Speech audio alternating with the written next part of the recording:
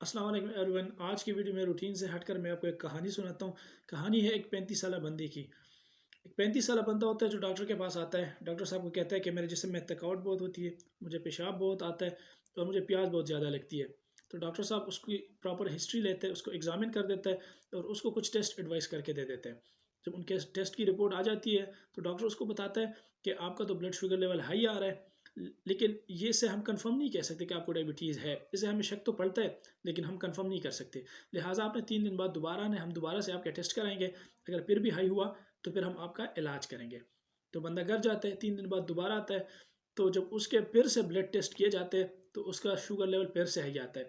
तो डॉक्टर साहब उसको मेडिसिन पे स्टार्ट कर देते हैं और साथ में उसको कुछ लाइफ स्टाइल मोडिफिकेशन का बता देते हैं, उसको परहेज़ का बता देते हैं और उसे कहते हैं कि अगर इससे ठीक ना हो रहा हो इन मेडिसिन से और इन लाइफ स्टाइल मोडिफिकेशन से तो फिर हम आपको इंसुलिन पर भी स्टार्ट करेंगे।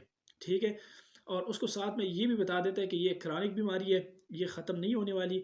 इसको हम कंट्रोल तो कर सकते हैं लेकिन इसको ख़त्म नहीं किया जा सकता। लिहाजा आपने पूरी ज़िंदगी ये शुगर की दवाइयाँ खानी है, आपने परहेज़ करना है और आपने एक्सरसाइजेस करने हैं, जो लाइफस्टाइल मॉडिफिकेशन बताने हैं वो बता दिए कि आपने ये सारे काम करने हैं। बंदा घर चला जाता है लेकिन बड़ा परेशान होता है। वहाँ उसकी मुलाकात अपने एक दोस्त से हो जाती है। दोस्त को अपनी कहानी सुनाता है तो दोस्त उसे कहता है कि मैं आपको एक हकीम साहब का बताता हूँ, उसके पास जाओ, वो आपको मेडिसिन दे देगा जिससे आपकी शुगर ख़त्म हो जाएगी। बंदा बड़ा खुश हो जाता है कि डॉक्टर ने तो मुझे ये बताया था कि ये नहीं ख़त्म होने वाली। तो वो हकीम साहब के पास जाता है, हकीम साहब को अपनी कहानी सुनाता है। तो हकीम साहब ये करते हैं कि उसके लिए मेडिसिन बना के दे देते हैं। ठीक है। और उसे कहते हैं कि ये 1 महीने के कोर्स है, इसको आपने पूरा करना है और इससे आपकी शुगर ख़त्म हो जाएगी। बंदा मेडिसिन को लेके घर आ जाता है और मेडिसिन को स्टार्ट कर देता है। मौजज़ाना तौर पर कुछ ही दिन में उसकी तबीयत ठीक होने लगती है, उसके जिस्म के दर्द ख़त्म हो जाते हैं, उसकी थकावट ख़त्म हो जाती है, उसको पेशाब आना कम हो जाता है, उसको प्यास लगना कम हो जाता है। तो बंदे को लगता है कि ये तो बड़ा अच्छा काम किया मेडिसिन ने, मेडिसिन तो बड़े अच्छे हैं। तो वो कुछ और मसलों के लिए दोबारा हकीम साहब के पास जाता है कि मुझे कुछ और भी मसले हैं, उनके लिए भी मुझे मेडिसिन दे दो। तो हकीम साहब उनके लिए भी मेडिसिन दे देते हैं। ठीक है। बंदा घर आता है, मेडिसिन स्टार्ट कर देता है।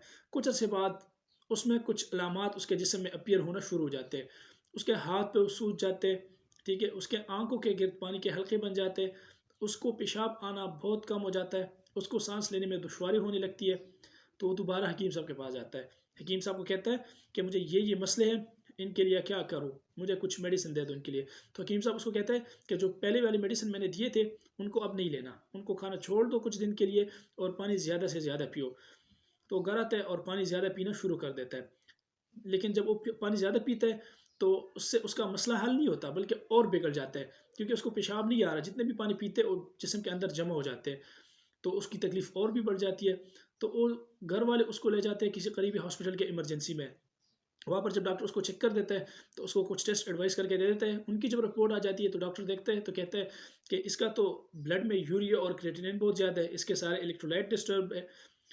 लिहाजा इससे लगता ये है कि इसके गुर्दे सही तरह से काम नहीं कर रहे।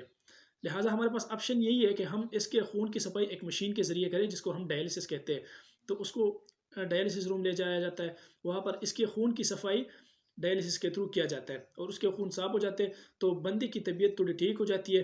तो फिर वो जब दोबारा उसकी हिस्ट्री ली जाती है प्रॉपर तो वो बता देता है कि मुझे तो शुगर की बीमारी थी और मैं गया हकीम साहब के पास, हकीम ने मुझे ये मेडिसिन दिए और उससे मुझे ये मसले हो गए। फिर तो स्टोरी बताने का मकसद यही था कि जितनी भी हकीम के पास जाने वाले लोग हैं उनको ये समझ लेना चाहिए कि जब आप उनके पास जाते हो तो उनके पास कोई जादू की छुड़ी नहीं होती कि वो घुमा लेंगे और आपको जल्दी ठीक कर लेंगे। असल में वो जो मेडिसिन देते हैं उनमें ज़्यादातर स्टीराइड शामिल होते हैं। और स्टीराइड का काम क्या होता है, वो बंदे को फ़ौरन ठीक तो कर देते हैं लेकिन उसके बहुत सारे साइड इफ़ेक्ट्स भी होते हैं, गलत नुकसान भी होते हैं जो आपके जिस्म पर होते हैं। जैसे उसकी वजह से आपकी इम्यूनिटी जो होती है वो कमज़ोर हो जाती है। ठीक है। इम्यूनिटी असल में हमारे जिस्म के अंदर एक मुदाफ़ियती निज़ाम है जो बीमारियों के खिलाफ लड़ता है। तो स्टीराइड जब हम लेते हैं तो उसको कमज़ोर कर देता है। लिहाजा बंदा बीमारियों के लिए और भी एक्सपोज हो जाता है और भी बीमारियाँ उसके जिस्म पर आसानी से आने लगती है। ठीक है।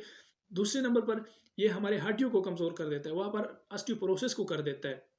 ये जिस्म के बाकी जो अज़ा होते हैं जैसे किडनी हो गई, इनको डैमेज कर देता है। ये जिस्म में फैट्स को डिस्ट्रीब्यूट और स्टोर कर देता है जिसको हम कुशिंग डिजीज़ वगैरह कह देते हैं। तो ये उनको काज कर देता है। ठीक है। तो अगर आपको वो स्टीरॉयड देगा तो ठीक है, उससे आपकी सेहत तो जल्दी ठीक हो जाएगी, मतलब जो आपको मसला होगा, जो आपकी शिकायत होगी वो तो फ़ौरन हल हो जाएंगे, लेकिन उससे बाद में ये मसले बनेंगे। लिहाजा जब भी आपको कोई मसला हो तो आपने किसी ऐसे बंदे के पास नहीं जाना जो अपना काम स्टीराइड से चला रहे हो, ठीक है। वो आपको स्टीराइड दे देगा, आपको फ़ौरन ठीक तो कर देगा, लेकिन आपको बाद में ये मसले होंगे। लिहाजा बेहतर यही है कि जब भी आपको कोई मसला हो तो आपने अपने सर्टिफाइड डॉक्टर के पास जाना है, उससे मशवरा करना है और उसके मशवरे के अकॉर्डिंगली फिर आपने मेडिसिन को इस्तेमाल करना है, तो फिर आपको इंशाल्लाह कोई मसला नहीं होगा।